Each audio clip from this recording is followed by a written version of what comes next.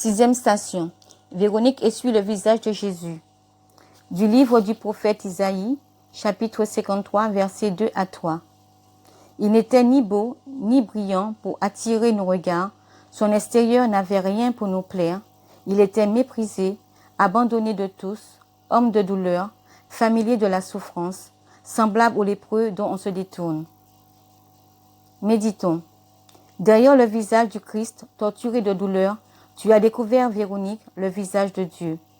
Plus que sur un linge, ce visage s'est fixé dans ta mémoire et surtout dans ton cœur. Tu nous fais discerner, Véronique, que la véritable image de Dieu, ce que signifie ton prénom, apparaît dans le visage du malade qui manifeste sa joie en recevant ma visite, du prisonnier qui reprend confiance parce qu'un ami lui a écrit, du mendiant tout heureux parce que je lui ai souri et parlé.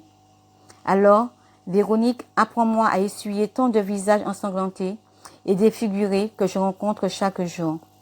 Trop réaliste, je me pose plusieurs questions avant de réagir. Il me manque de la spontanéité, comme toi, Sainte Véronique.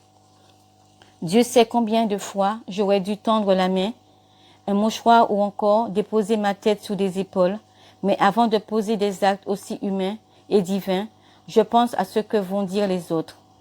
Alors posons des actes humains et spontanés qui deviennent des actes divins. Il est quelque part le premier à illustrer cette parole de Jésus, celui qui veut être disciple, qu'il prenne sa croix et qu'il me suive. Prière. Seigneur, il y a toujours des visages qui ruissellent de sueur et de sang. Il y a toujours des torturés. Il y a toujours des pauvres par l'injustice et par le mépris. Il y a toujours des visages déformés par la souffrance dans les salles des hôpitaux. Il y a toujours des gens qui se sentent seuls ou abandonnés, comme toi, Seigneur, en ta passion. Aide-nous donc, comme Véronique, à apaiser leur douleur. Ouvre nos yeux, Seigneur, pour que nous voyions ton visage dans le visage de l'autre.